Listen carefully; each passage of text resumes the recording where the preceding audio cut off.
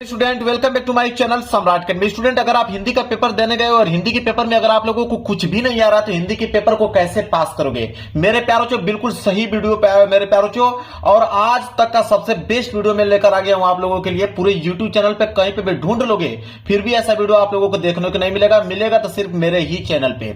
अगली साल वीडियो बनाया था मेरे प्यार बच्चों, 2 मिलियन बच्चों ने वीडियो को देख के गया था। फिर एक वीडियो बनाया था, उस पर 1.5 मिलियन बच्चों ने प्यार दिया था। और जाके कमेंट आज भी चेक कर सकते हो मेरे प्यार। अगर आपको विश्वास नहीं है तो आज भी जाके कमेंट देख लो, उसमें से आपको बहुत सारे बच्चे बस यही कमेंट देखने को मिलेगा आपको कि बिल्कुल सर आपके ट्रिक की मदद से मैं पास हो गया हूं। मेरी तैयारी 0% थी, लेकिन आपकी इस वीडियो की मदद से मेरे प्यार बच्चों यहां पे 70 नंबर का पेपर है ना, या आप क्लास 12th में तो आप 100 नंबर का पेपर रहेगा। आप यकीन में आप लोगों को दिलाता हूं 70 नंबर का पेपर है तो आप 50 से लेके 55 नंबर आसानी से ला दोगे।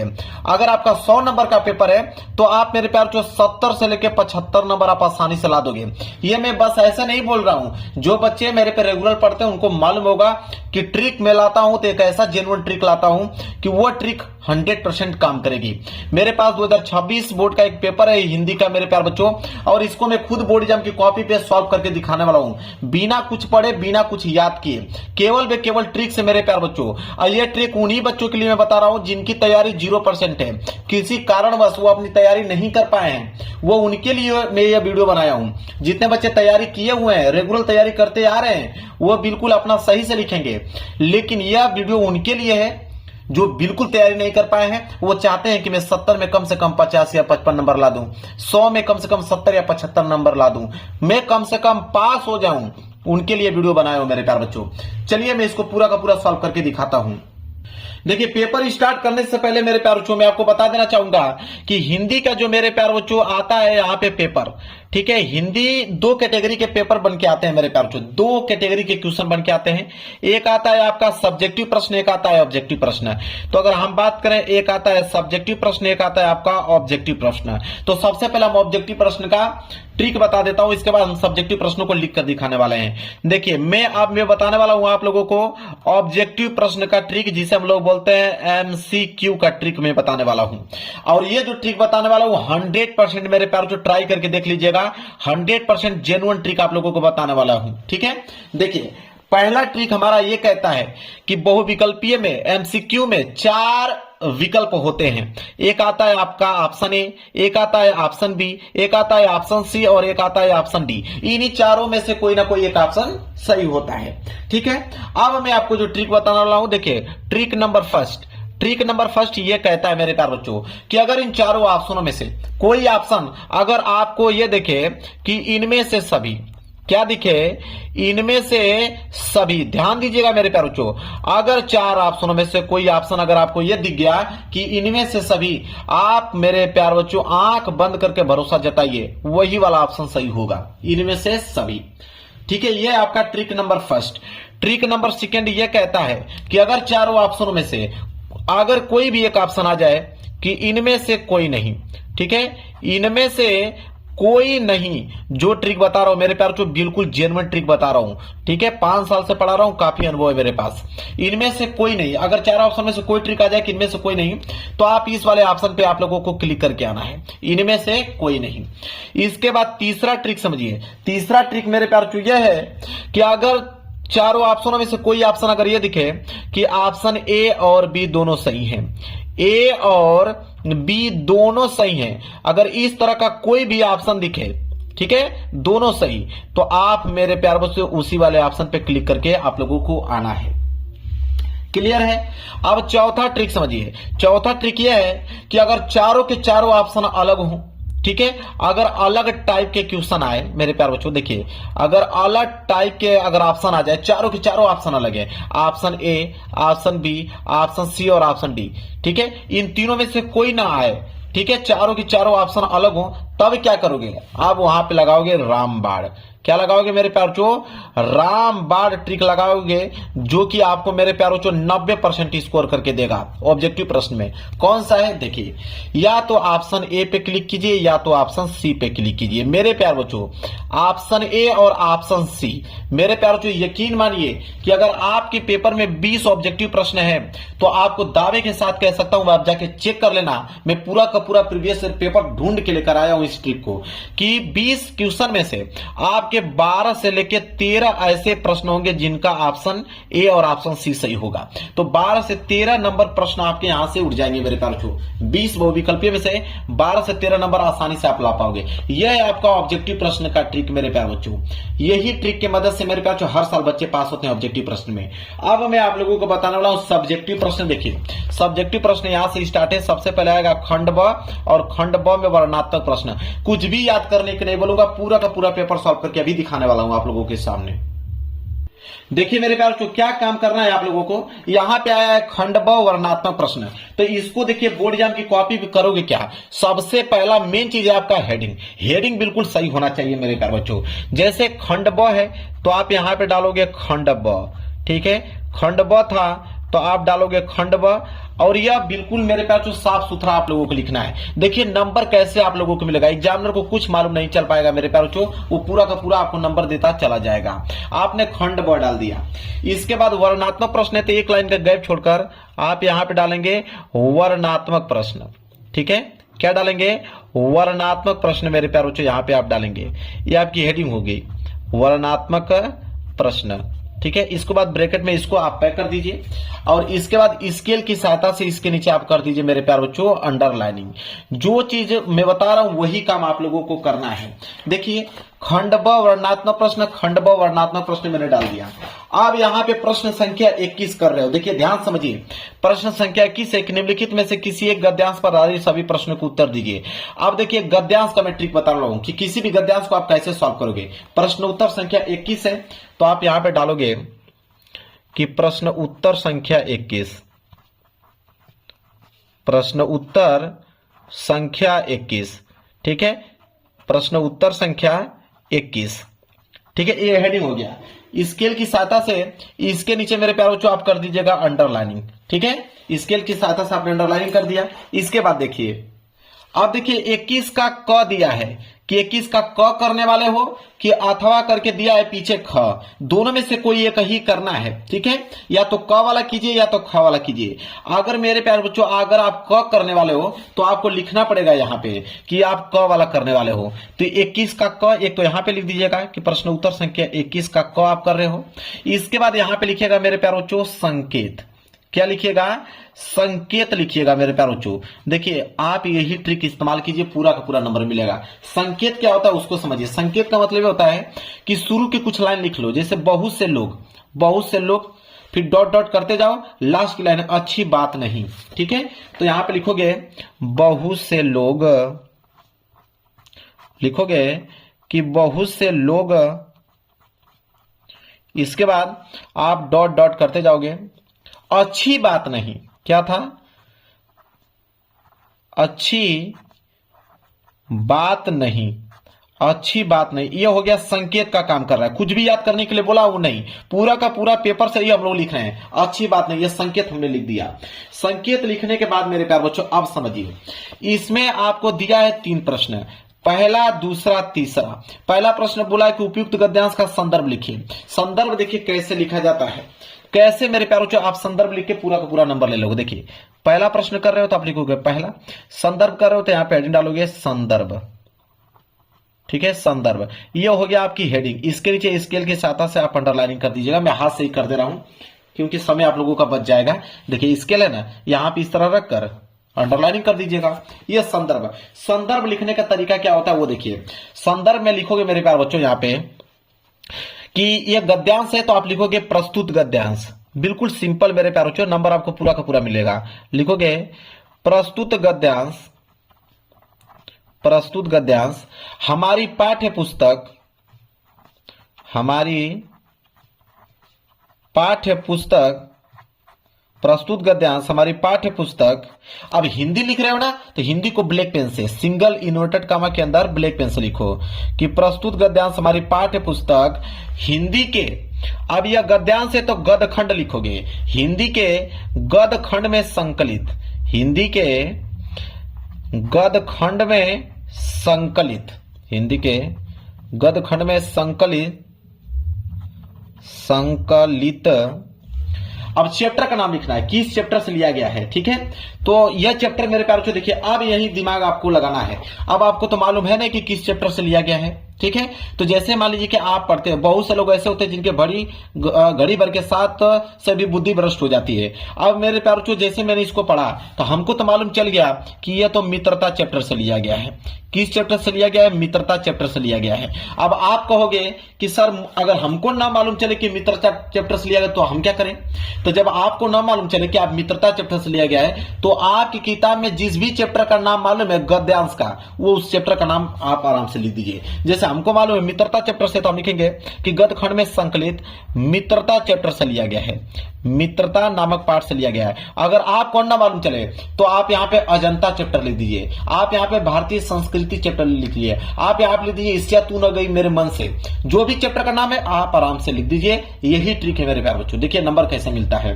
तो प्रस्तुत गद्यांश हमारी पाठ्य पुस्तक हिंदी के गद खंड में संकलित मित्रता नामक पाठ से लिया गया है, मित्रता नामक पाठ से लिया गया है, नामक पाठ से लिया गया है, लिया गया है, जिसके लेखक, ठीक है, जिसके लेखक। अब लेखक की बात आया तो हमको तो मालूम है कि मित्रता चैप्टर को आचार्य रामचंद्र शुक्ल जी लिखे हैं, तो लिखेंगे जिसके लेखक आचार्य रामचंद्र शुक्ल जी हैं, आचार्य रामचंद्र शुक्ल हैं, आचार्य रामचंद्र शुक्ल जी हैं। अगर आपको ना मालूम चले तो आप कौन सा ट्रिक लगाओगे अभी बताता हूं।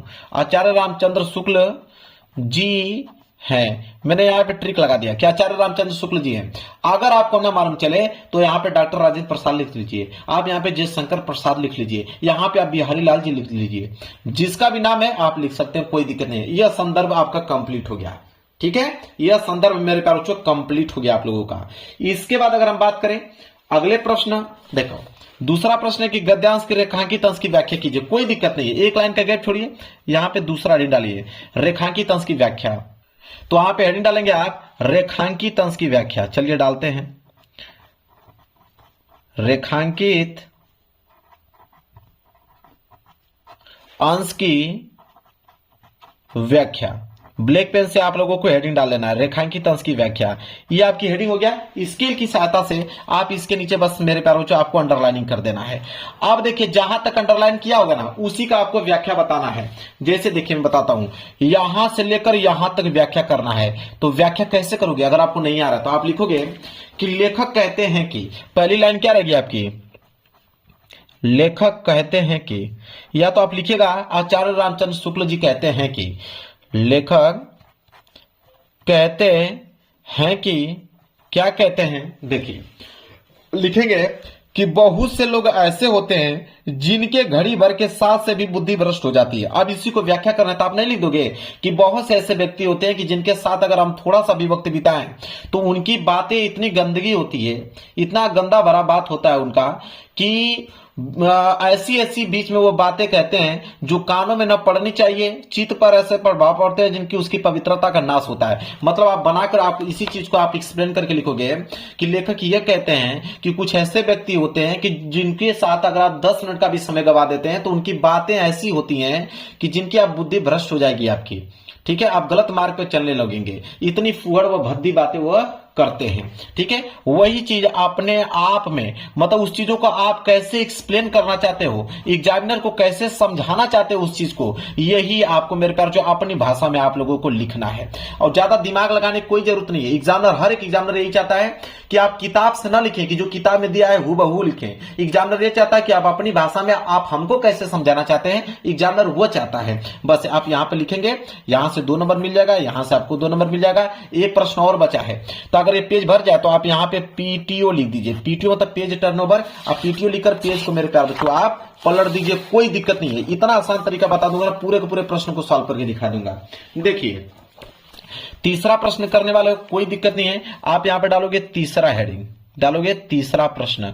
तीसरा प्रश्न क्या है देखिए, बोला है कि किस प्रकार की बातों का प्रभाव व्यक्ति पर जल्दी पड़ता है। तो यहां पे देखिए लिखेंगे कि जिनके घड़ी भर के साथ सभी बुद्धि भ्रष्ट हो जाती है, क्योंकि उतने ही बीच में ऐसी ऐसी बातें कही जाती है जो कानों में न पढ़नी चाहिए। चित्त पर ऐसे प्रभाव पड़ते हैं जिनसे उनकी पवित्रता का नाश होता है और बुराई अटल भाव धारण करने बैठती है। बुरी बातें हमारी धारणा में बहुत दिनों तक टिकती हैं। इस बात को प्राय सभी लोग जानते हैं कि भद्दे व फुहड़ गीत जितनी जल्दी ध्यान में चढ़ते हैं उतनी ही जल्दी गंभीर अच्छी बातें नहीं। यही बोला ना कि इस प्रकार की बातों का प्रभाव व्यक्ति पर जल्दी पड़ता है। तो बुरी बातें, भद्दी बातें, फुहड़ बातें जो होता है व्यक्ति के जल्दी ध्यान पर पड़ता है। तो ये इसी पैसेज में से आपको लिख दोगे। पैसेज को एक बार ध्यान से जब पढ़ लोगे ना तो आप आंसर बना के लिखना चालू कर दोगे, कोई दिक्कत नहीं, इसमें बहुत कठिन वाली चीजें नहीं है। तो देखिए भद्दी बातें, बुरी बातें, फुहड़ बातें जो है व्यक्ति के ध्यान में जल्दी पड़ता है, उसी चीज को अपने भाषा में यहाँ पे लिख दोगे तो एग्जाम वाला आपको 2 नंबर दे देगा। गद्यांश सॉल्व करने का तरीका मालूम चल गया। बताइए, गद्यांश मैंने बता दिया कि नहीं आप लोगों को। अब कभी भी गद्यांश आएगा तो उसको आप आसानी से सॉल्व कर पाओगे। अब बारी आएगी पद्यांश का। प्रश्न संख्या 22, प्रश्न संख्या 22 मेरे प्यारे बच्चों, पद्यांश। अभी हमने गद्यांश का तरीका आप लोगों को बता दिया। देखिए पद्यांश का तरीका क्या होता है, देखिए प्रश्न उत्तर संख्या अगर 22 है तो आप एक लाइन का गैप छोड़कर डालोगे यहाँ पे प्रश्न उत्तर संख्या 22। पूरा का पूरा प्रश्न सॉल्व करके दिखाऊंगा ट्रिक से, एक भी प्रश्न नहीं छोड़ूंगा। प्रश्न उत्तर संख्या 22 का यहाँ पे हम लोग करने वाले हैं क वाला। तो मान लीजिए क वाला करने तो क वाला डालेंगे और स्केल की सहायता से इसके नीचे आप अंडरलाइनिंग कर दीजिएगा। मेरे पास समय नहीं है कि मैं करके दिखाऊं, आप लोग कर लीजिएगा। प्रश्न उत्तर संख्या 22 का क। इसके बाद आपने क्या बताया, संकेत लिखना बहुत ही ज्यादा कंपलसरी है, संकेत आपको लिखना ही है। ठीक है, संकेत कैसे लिखना मैंने आपको शुरू में ही बता दिया कि शुरू की कुछ लाइन डॉट डॉट करते जाओ, लास्ट की कुछ लाइन आपको लिख देना है। ठीक है, शुरू की कुछ लाइन डॉट डॉट करते जाना है, लास्ट की कुछ लाइन लिख देना है, ये संकेत का काम करेगा। अभी मैंने गद्यांश में बताया। अब यहाँ पे पद्यांश है, इसमें भी बोला है या तो क वाला करने वाले हो, क वाला नहीं आ रहा है तो अथवा करके दिया है ख वाला। ठीक है, दोनों में से कोई एक ही करना है। मैं क वाला करके आपको ट्रिक बता रहा हूं, आपका मन करे तो ख वाला में भी ये ट्रिक आप लगा सकते हो। क वाला है, 3 प्रश्न है, पहला, दूसरा, तीसरा। पहला कि उपयुक्त गद्यांश का संदर्भ लिखिए। अब मेरे प्यारे बच्चों देखिए, गद्यांश नहीं पद्यांश है, उपयुक्त पद्यांश का संदर्भ लिखिए। पहला वाला प्रश्न कर रहे हो तो पहला लिखोगे, यहां पे लिखोगे संदर्भ। देखिए संदर्भ दोनों में सेम होता है मेरे प्यारे बच्चों, वहां पे गद्यांश होता है, यहाँ पे पद्यांश। तो जो जो यहाँ पे गद्यांश लिखो यहाँ पे पद्यांश आपको लिखना पड़ेगा, मतलब सेम चीज वही लिखोगे कि प्रस्तुत पद्यांश। वहां पे गद्यांश हमने लिखा था ना, यहाँ पे पद्यांश लिखोगे कि प्रस्तुत पद्यांश हमारी पाठ्य पुस्तक, प्रस्तुत पद्यांश हमारी पाठ्य पुस्तक, प्रस्तुत पद्यांश हमारी पाठ्य पुस्तक हिंदी के। अब यहां पे लिखोगे, हिंदी को मैंने बताया आप लोगों को ब्लैक पेन से लिखना है मेरे प्यारों चो। हिंदी के, वहां पे गद खंड था ना, यहाँ पे पद खंड लिखेंगे। हिंदी के पद खंड में संकलित, पद खंड में संकलित। अब चैप्टर का नाम लिखना है कि किस चैप्टर से लिया गया है, देखिए ध्यान से। अब मेरे प्यारे बच्चों इसको जैसे आप पढ़ोगे मेरे प्यारे बच्चों, मैं पेपर दिखाता हूं आप लोगों को समझ में आ जाएगा। देखिए पढ़ोगे कि उद्योमण्ड भय 10-20, जैसे आप इसको पढ़ोगे तो आपको मालूम चलेगा कि ये तो क्या लिखूं चैप्टर से लिया गया है, क्या लिखूं चैप्टर से मेरे प्यारे बच्चों ये लिया गया है। और इसके जो लेखक हैं कौन है, पद्मलाल पूनालाल बख्शी जी हैं। आप देखिए कि पदखंड में संकलित क्या लिखूं चैप्टर से लिया गया है, क्या लिखूं। अगर आपको ना मालूम चले कि यह क्या लिखूं चैप्टर से लिया गया है तो आप किसी भी चैप्टर का नाम मेरे प्यारे बच्चों आप लिख दीजिएगा, कोई दिक्कत नहीं है।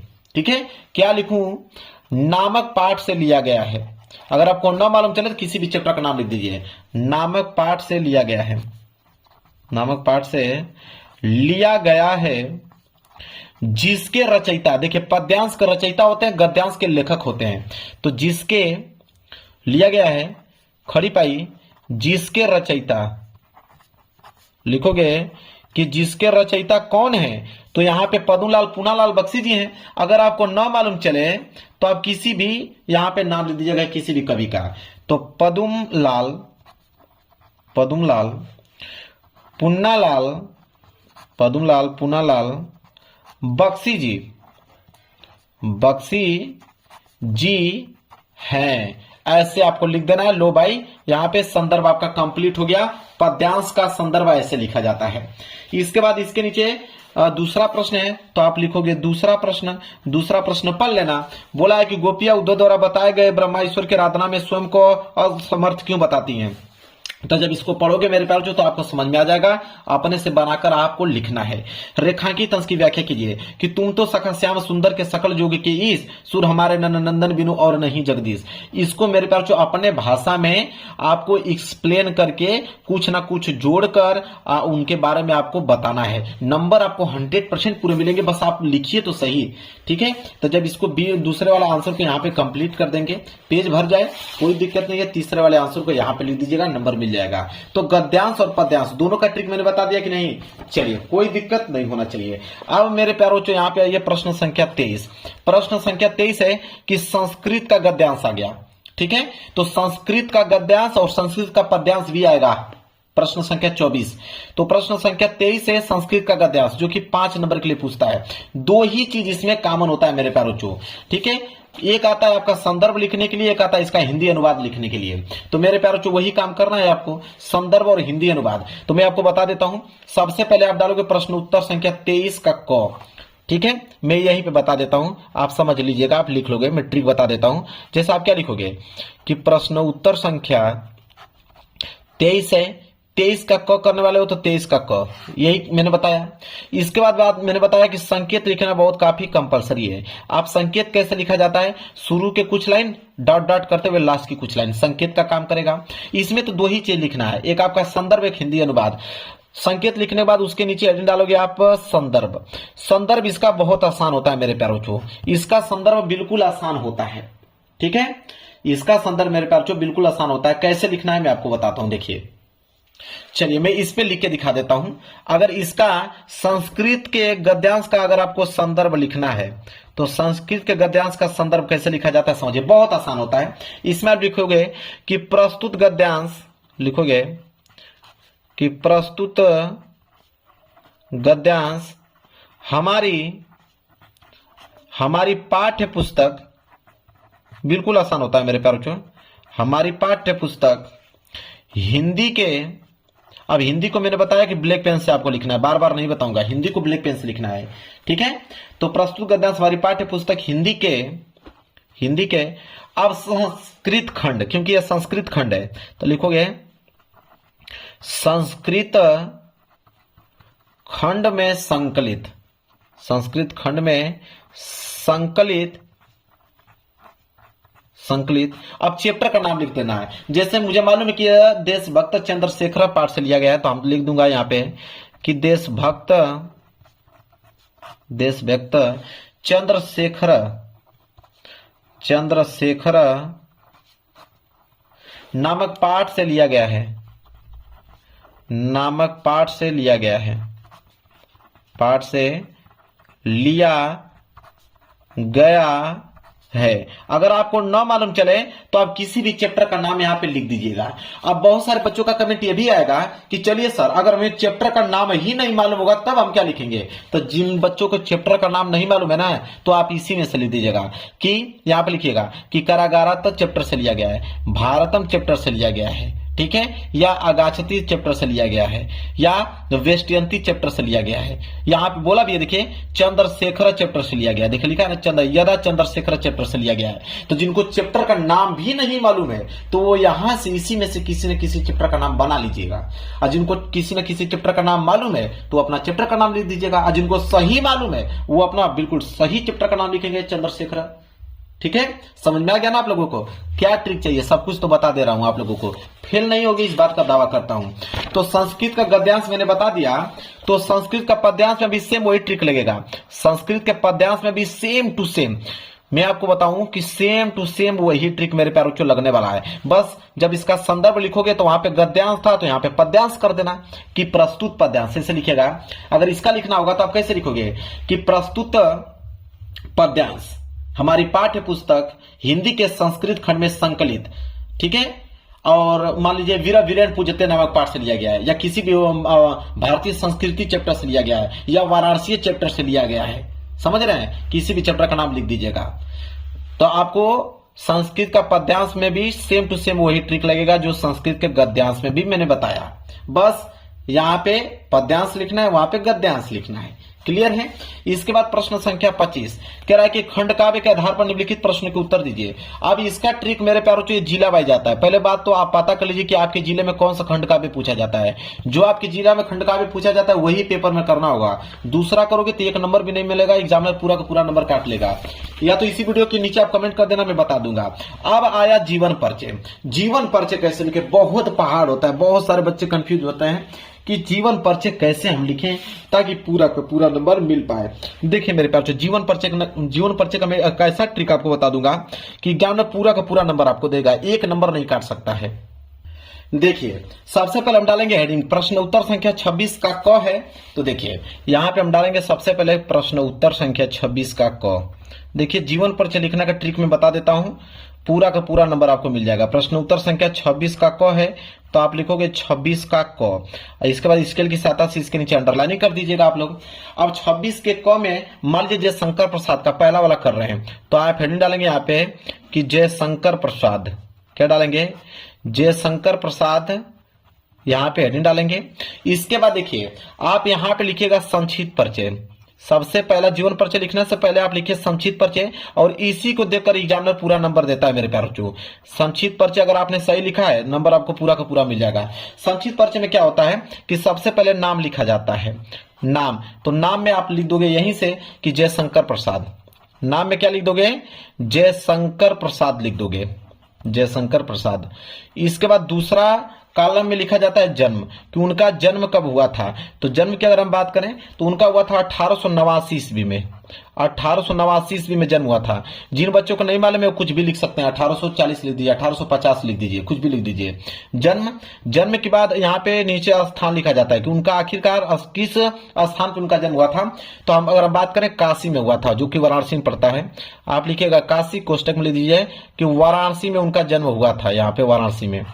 नहीं मालूम है तो कुछ भी यहाँ पे लिख दीजिएगा स्थान। इसके बाद यहाँ पे है पिता, उनके पिता का नाम क्या है, पिता का नाम है देवी प्रसाद। क्या है, देवी प्रसाद, देवी प्रसाद उनके पिता का नाम है। इसके बाद अगला कॉलम होगा माता का नाम, कि उनके माता का नाम क्या है। तो माता का नाम उनका मुन्नी देवी। तो यहाँ पे लिखेंगे हम लोग मुन्नी देवी। यही होता है मेन टॉपिक। अगर मेन चीज आकर याद है तो पूरा का पूरा नंबर उठा ले जाओगे। इसके बाद मुन्नी देवी आपने लिख दिया। मुन्नी देवी के बाद माता का नाम हो गया। इसके बाद मृत्यु लिख दीजिए कि मृत्यु किस सन में हुआ। तो मृत्यु की अगर हम बात करें तो उनका हुआ था सन 1937 ईस्वी में। 1937 ईस्वी में मृत्यु हुआ। और लास्ट में आपकी हेडिंग रहेगी रचनाएं। क्या हो जाएगा, रचनाएं, कि उनकी रचनाएं कौन कौन सी है। 2 नंबर रचना पे मिलता है।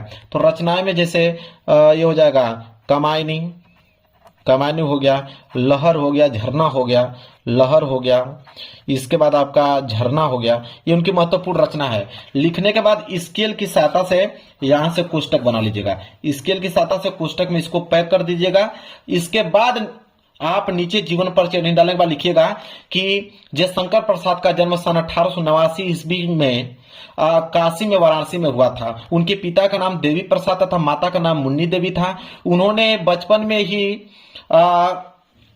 कमजोर स्थिति के कारण वो पढ़ाई नहीं कर पाए। उन्होंने घर पे ही स्वाध्याय हिंदी, उर्दू, फारसी भाषाओं का अच्छा अध्ययन किया और उन्होंने साहित्य में भी बड़ा नाम कमाया। और उन्होंने काफी निबंध, साहित्य, ठीक है, आलोचक ऐसे कविताएं उन्होंने लिखा। और किसी रोग के कारण आप लिख सकते हो, जैसे मान लीजिए कि क्षय रोग के कारण इनका मृत्यु हुआ था, कि क्षय रोग के कारण इनकी मृत्यु हो गया। ठीक है, सन 1937 में। रचनाएं, लहर, झरना इत्यादि। समझ में आ गया। इस तरह आप लोगों को मेरे प्यारे बच्चों इनका पीछे जाके पैराग्राफ बनाकर लिख देना है। लेकिन मेन यही होता है, अगर ये आपने सही सही लिख दिया है तो आपको नंबर समझ लीजिए 100% यहीं से मिल जाएगा। चेक करने की कोई जरूरत नहीं है। इतना पॉइंट अगर आप याद कर पाते हो, यही होता है जीवन परिचय लिखने का ट्रिक मेरे प्यारे बच्चों। इतना आसान कोई आपको बताएगा नहीं। एक एक पॉइंट बता रहा हूं कि जिनको कुछ नहीं आता तो कैसे बनाकर लिखेंगे। ठीक है, समझ में आ गया। चलिए अगले प्रश्न की तरफ बढ़ते हैं। अब अगला प्रश्न क्या है, देखिए जीवन परिचय मैंने उसी तरह कवि के जीवन परिचय में भी आपको ट्रिक लगाना है। अब आया मैंने 27। अब यहाँ पे लिखना है श्लोक। श्लोक लिखना है जो इस पेपर में न आया हो। आप देखिए श्लोक का एक ऐसा ट्रिक बता दूंगा ना कि जो पूरे के पूरे यूट्यूब चैनल पे कोई नहीं बताया होगा। श्लोक का ट्रिक मैं आपको बता रहा हूं। देखिए श्लोक का ट्रिक यह है, देखिए श्लोक के लिए अगर श्लोक आपको लिखना है तो आपको संस्कृत के पद्यांश पे जाना होगा।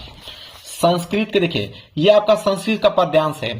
संस्कृत का पद्यांश बोला कि जो इस पेपर में ना आया हो तो न तो ये वाला श्लोक लिख सकते हैं, न तो ये वाला श्लोक लिख सकते हैं। अगर ये वाला श्लोक लिख देंगे एक भी नंबर नहीं मिलेगा, क्योंकि उसने बोल रखा है कि जो इस पेपर में न आया हो।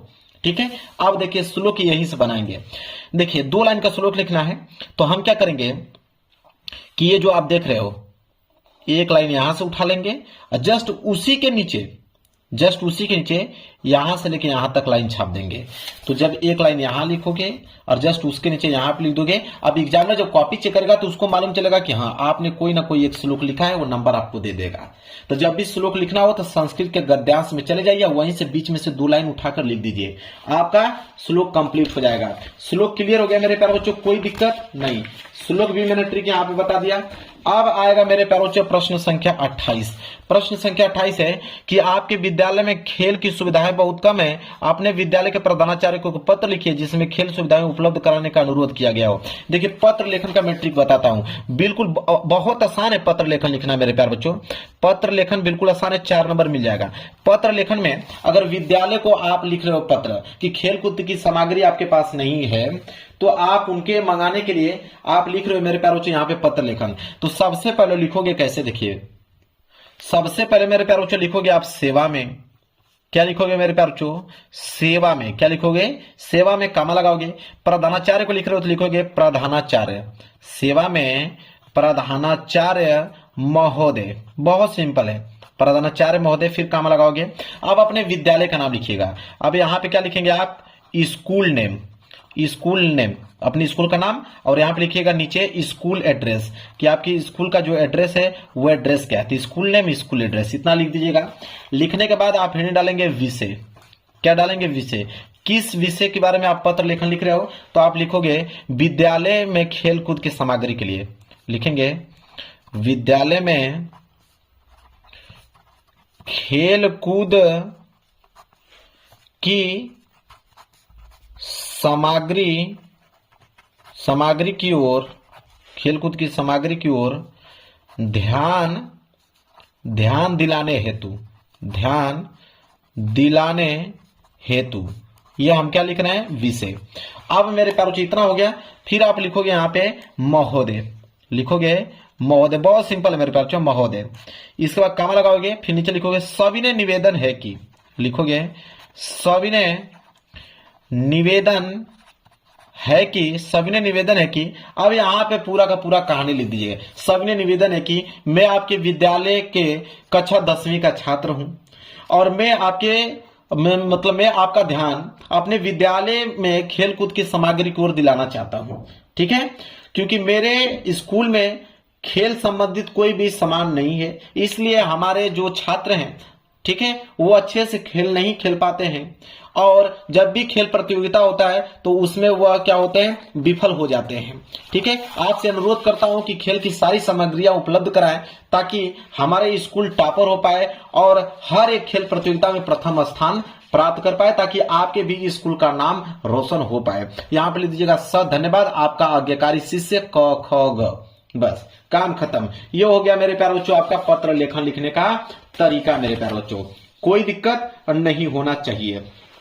इसके बाद प्रश्न संख्या 29 है कि निम्नलिखित किन्हीं 2 प्रश्न के उत्तर संस्कृत में दीजिए। मान लीजिए कि यहाँ पे 4 प्रश्न दिया गया है, इन चारों प्रश्नों में से किन्हीं 2 ही प्रश्नों का उत्तर संस्कृत में देना है। तो मान लीजिए यह प्रश्न आ गया कि दानम कस्य मित्र भवति। अगर इसका आपको मेरे प्यारे बच्चों इसका संस्कृत में उत्तर लिखना है तो कैसे लिखोगे, तो आप देखिए इसी चीज को उतारिए, लिखेंगे कि दानम कस्यम। ठीक है, अब आगे क्या लिखोगे अब मैं बताता हूं। संस्कृत का पद्यांश मान लीजिए है ना, तो आप लिखोगे कि हितवार्थवान, ये जो ये वाला वर्ड उठा लीजिए हितवार्थवान, तो लिखोगे हितवार्थवान, तो लिखोगे यहां पे कि दानम कस्यम हितवार्थवान मित्र भवति। ऐसे बीच में कुछ ना कुछ वर्ड यहां से अलग से इंक्लूड कर पूरा का पूरा लाइन छाप दो, आपका आंसर कंप्लीट हो गया। अब इस पेपर का लास्ट प्रश्न मैं दिखा रहा हूं, जो कि मेरे पास जो निबंध आता है 7 नंबर के लिए। यहाँ पे आपके पास 5 ऑप्शन है, 5 ऑप्शन में से किसी एक विषय पर निबंध लिखना है। तो निबंध लिखने का ट्रिक आप समझ लो कि निबंध अगर आपको नहीं आ रहा है तो ये काम करना कि जब भी निबंध लिख रहे हो इतना ध्यान रखना कि 5 से लेकर 6 हेडिंग उसमें होना चाहिए। 5 से लेकर 6 हेडिंग होना चाहिए, चाहे आप किसी प्रकार से हेडिंग बनाओ। ठीक है, लेकिन 5 से 6 हेडिंग होना चाहिए। और हेडिंग हो रहा है तो जो पहली हेडिंग होना चाहिए और एक लास्ट हेडिंग। ठीक है, तो पहली हेडिंग तो आपका प्रस्तावना होना चाहिए। पहली हेडिंग भले गलत लिखी है लेकिन पहली हेडिंग प्रस्तावना उसमें नजर आना चाहिए। और लास्ट की हेडिंग आपका उपसंहार होना चाहिए। ठीक है, यह 2 हेडिंग आपका होना ही चाहिए। बाकी बीच में आप कोई भी हेडिंग बनाकर लिखे कोई दिक्कत नहीं है, क्योंकि एग्जामिनर एक प्रस्तावना को देखता है, एक उपसंहार को देखता है। बीच में आपने अगर 3-4 हेडिंग और बनाकर लिख लिया है आपको नंबर 7 में 7 नंबर मिल जाएगा।